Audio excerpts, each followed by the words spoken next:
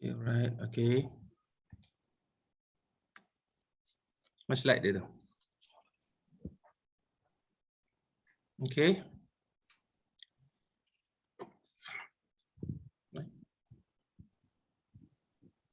Boleh kita mula? Boleh. Okay. Bismillahirrahmanirrahim. Assalamualaikum yang berbahagia Profesor Dr. Rozita binti Cik Rodi. Semoga Prof berada dalam keadaan afiah dan juga dalam perlindungan Allah Subhanahu Wa Taala. Saya Syarul Nizam bin Jaafar, nombor matriks pelajar saya J46254. Mewakili kumpulan saya yang terdiri daripada Nuraini binti Ali, nombor matriks pelajar J46289. Yang kedua Fatin Aliza binti Jamal, nombor matriks pelajar J46280. Yang ketiga Zarid Sofia binti Daud, nombor matriks pelajar J46278. Dan yang terakhir Saiful Azhar bin Abdul Qadir, nombor matriks pelajar J46255. Menjala ikan anak kerisi di bawah lembayung pohon keladi. Izinkan saya membentangkan isi kepada Profesor yang baik budi. Langkah dan kaedah untuk meningkatkan kemahiran berbahasa seseorang sehingga ke peringkat bahasa Melayu tinggi. Pembentangan pada hari ini terbahagi kepada beberapa kaedah yang melibatkan pertama, pendahuluan yang mana terdiri daripada 3 perkara yang melibatkan pengertian dan konsep bagi tajuk. Yang kedua melibatkan objektif kajian dan yang ketiga adalah melibatkan pembatasan kajian. Kemudian saya akan menyentuh terhadap isi-isi yang dibentangkan yang melibatkan 4 isi, dan di dalam perbahasan isi ini saya akan bentangkan juga tata cara isi-isi yang telah kami berikan di dalam assignment yang telah Prof berikan kepada kami. Yang ketiga adalah kesimpulan dan yang keempat adalah bibliografi untuk pengetahuan yang berbahagia Prof. Next.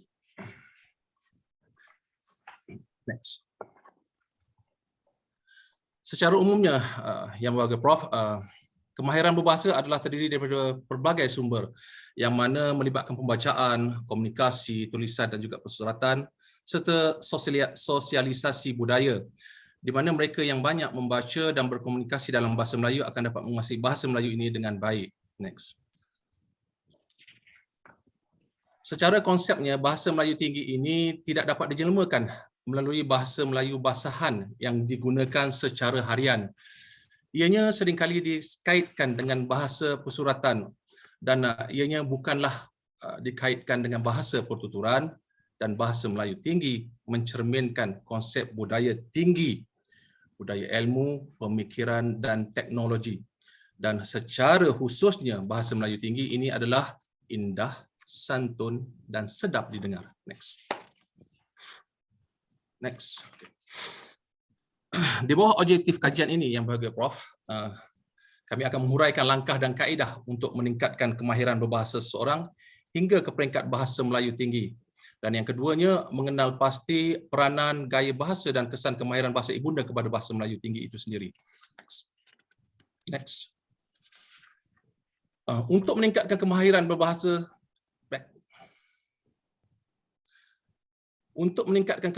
seseorang hingga ke peringkat bahasa Melayu tinggi, ianya memerlukan kefahaman dan aplikasi harian dalam situasi rasmi sebagai bahasa baku atau standard. Next.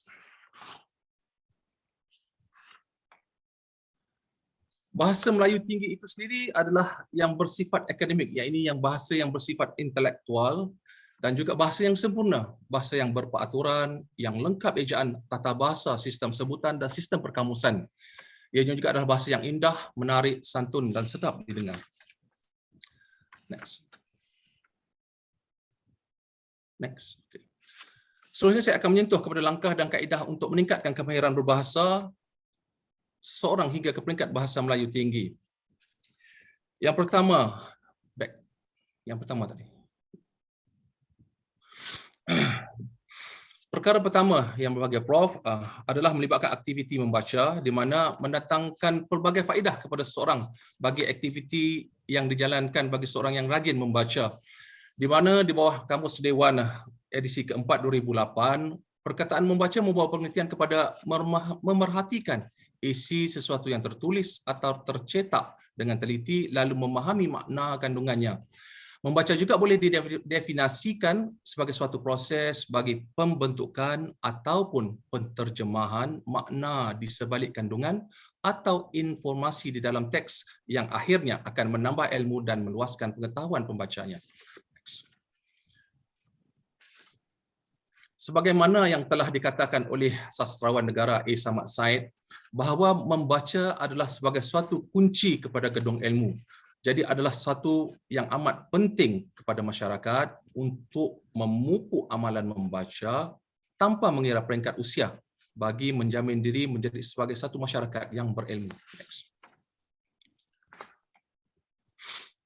Seterusnya yang berbahagia Prof, kaedah selepas pembacaan seseorang itu haruslah mengaplikasikan penggunaan bahasa di dalam kehidupan sehariannya, yang mana ini akan melibatkan salah satu perkara yang berlaku dalam zaman teknologi ini, penghantaran-penghantaran yang dilakukan di laman media sosial, berkongsi video ulasan untuk setiap pembacaannya. Dan ininya seterusnya akan memberi secara interaktifnya akan memberikan kekesan kepada pembaca dan juga pendengar yang mana mampu mengekalkan tahap konsistensi dan keseronokan seseorang individu itu dalam mendalami ilmu pengetahuan berkenaan bahasa Melayu tinggi.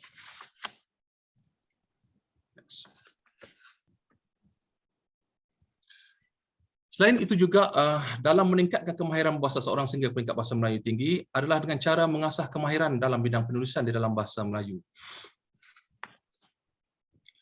Penulisan ilmiah, next. Penulisan ilmiah haruslah dilakukan dalam mengembangkan ke peringkat bahasa Melayu tinggi, yang mana penulisan ilmiah haruslah mengikut protokol tertentu agar maklumat yang diperolehi mempunyai data yang tepat serta mampu menjamin ilmu yang ingin disampaikan. Contoh-contoh bagi penulisan ilmiah ini adalah melibatkan seperti tesis, disertasi, esei ilmiah, buku ilmiah, esei kerja dan laporan. Dan bahasa juga haruslah jelas dan juga tersusun dan teratur. Seterusnya di bawah kaedah isi yang ketiga yang berbahagia Profesor, boleh dilakukan dengan kaedah formal, iaitu dengan melakukan banyak latihan dan juga pengulangan yang dilakukan di sekolah dan juga institusi pendidikan yang berada di Malaysia ini. Langkah yang boleh diambil untuk meningkatkan kemahiran bahasa seseorang hingga ke peringkat bahasa Melayu tinggi adalah dengan melakukan proses pengajaran dan pembelajaran secara berterusan dengan memberikan penekanan kepada tata bahasa. Ini adalah amat penting memandangkan budaya dalam ingin mendapatkan ilmu itu perlu diterapkan dengan secara asasnya dan ianya akan menjadi satu teras yang berterusan kelak di masa hadapan. Dan proses ini boleh dilakukan dengan mendedahkan pelajar dengan aktiviti-aktiviti yang berfaedah dalam mendepankan pendedahan kepada bahasa Melayu tinggi ini, seperti aktiviti seperti debat, pertandingan lawan, pidato, pantun serta bersajak. Seterusnya adalah dengan memperkasakan bahasa Melayu di era digital yang berbagai Profesor. Tindakan yang boleh dilakukan dengan memperkasakan bahasa Melayu ini di era digital adalah dengan memanfaatkan teknologi informasi dan komunikasi dalam mendukung dunia pendidikan dan ekonomi. Sebagaimana kita tahu dalam era modernisasi ini, teknologi literasi digital ini memainkan satu peranan yang penting dalam pendedahan terhadap apa jua ilmu dan menjadi satu wahana yang penting dalam cabang-cabang ilmu sekarang.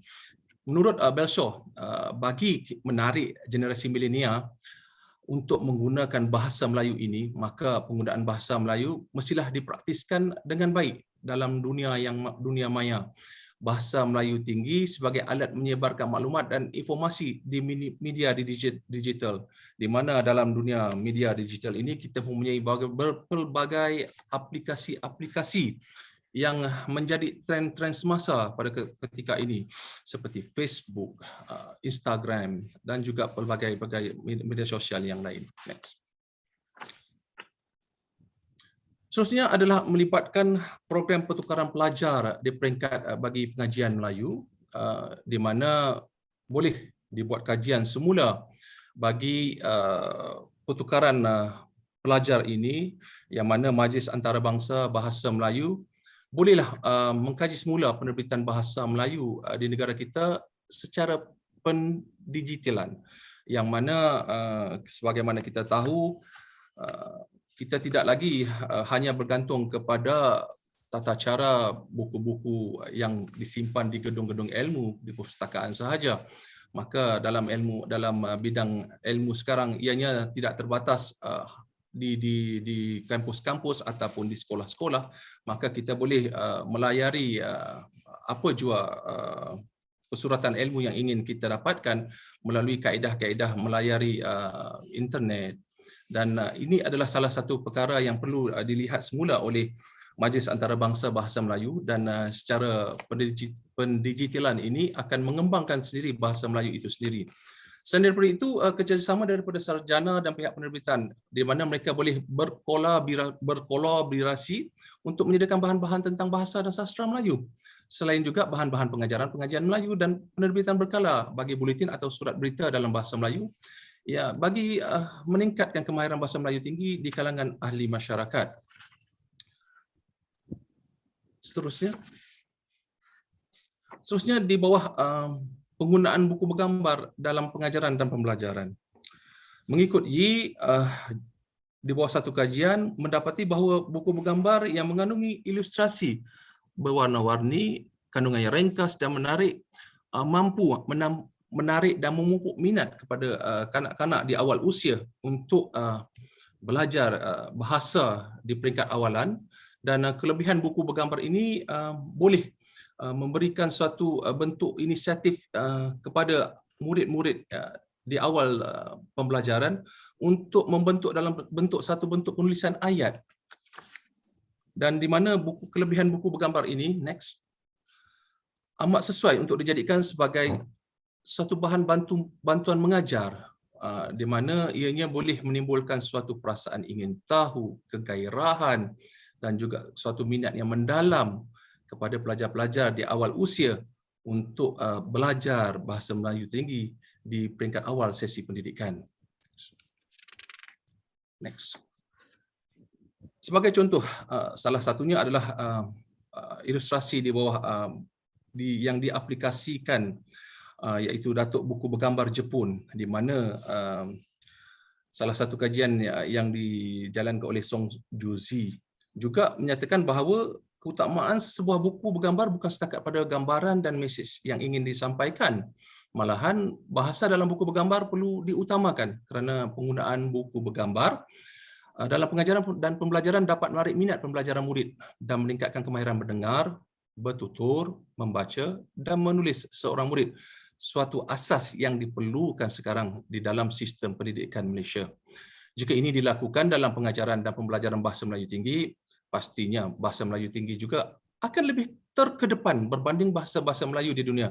Dan ini adalah salah satu contoh yang perlu diaplikasikan dan diadaptasikan di dalam sistem pendidikan kita. Next.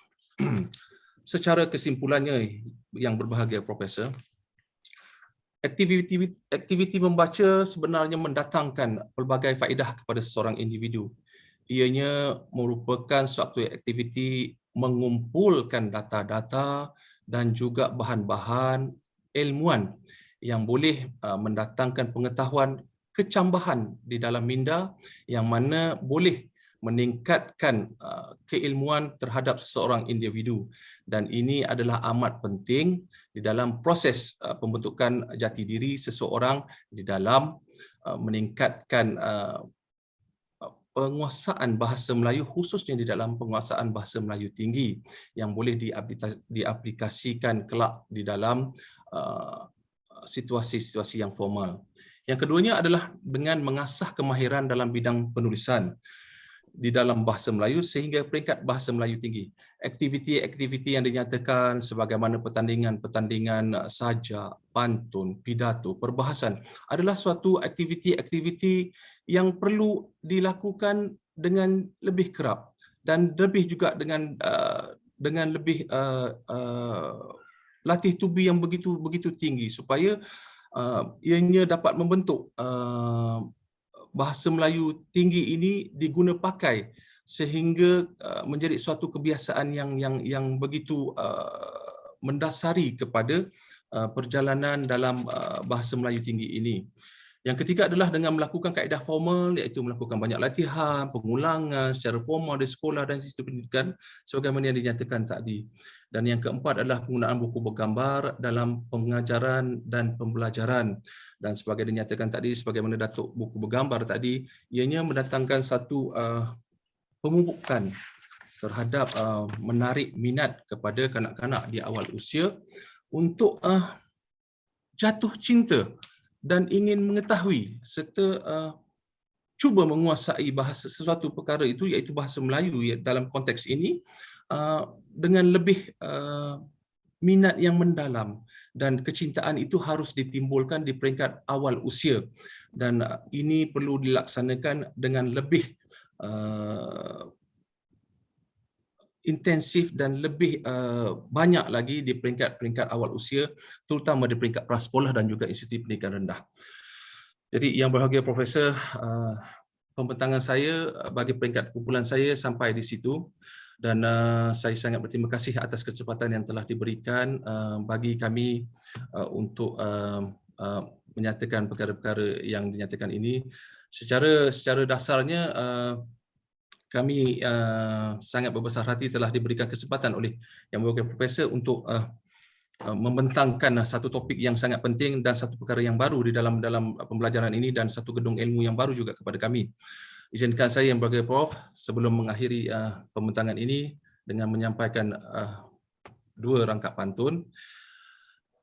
Pergi berjalan ke Pekan Kati, singgah membeli di Kuala Linggi. Tugasan diberi kami sepekati, berikan kami nanti markah yang tinggi, Prof.